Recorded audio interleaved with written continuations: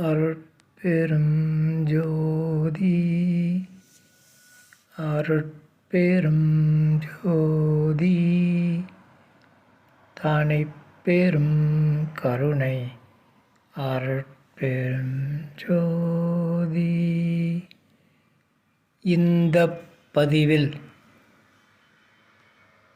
ஏன் இந்த மாய வாழ்வு அருளப்பட்டது எனும் தலைப்பில் வேலூர் ஐயா எனும் அருட்திரு யோகானந்த சுவாமிகள் அருளிய விளக்கத்தை அறிவோம். தலைப்பு: ஏன் இந்த மாய வாழ்வு அருளப்பட்டது?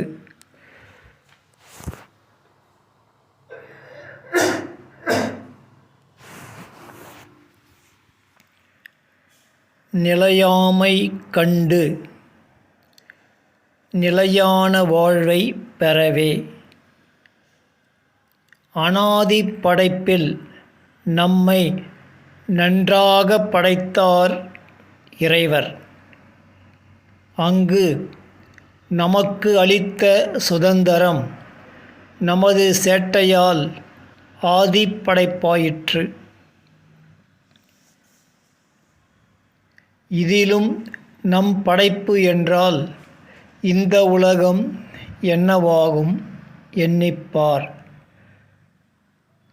சுதந்திரம் என்ன என்று அறிந்தால் சுதந்திரமற்றதை சுதந்திரம் என்று கூறமாட்டாய். அடையாளம்: சுதந்திரத்தில் உலகெல்லாம் ஒன்று எனும் அறிவு, உயிர் இரக்கம், நட்பு, அன்பு. அதனால் இன்பம் விளையும். இதனை பெற்றால் மேலும் பெறவுள அற்புத அதிசயம் பல.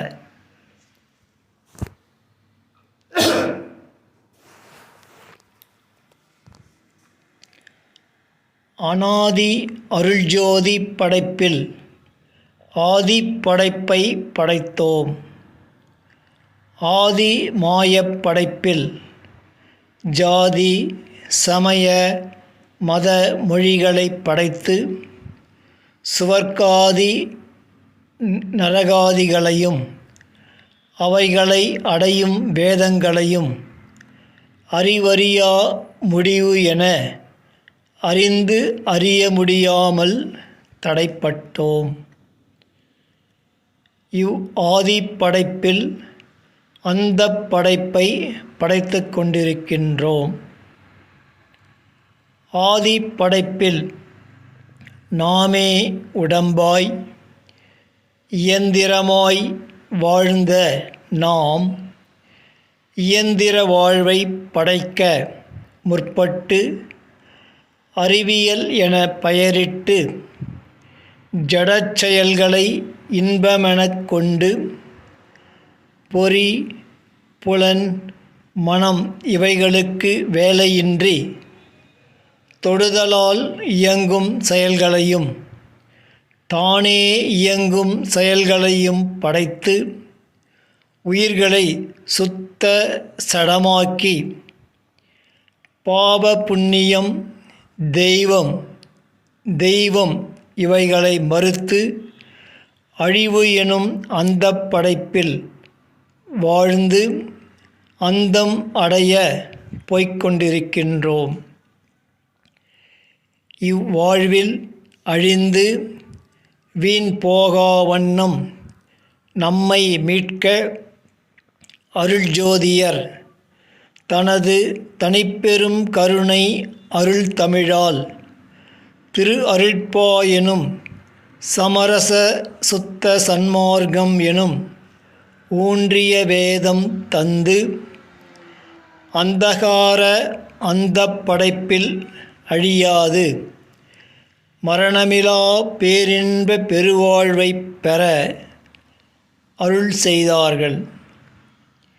ஈது உணர்ந்து திருந்தாவிடில் அழியப் போவது தென்னம். இது தருணம் சுத்தாதி உடம்பு அவசியம் தேவை.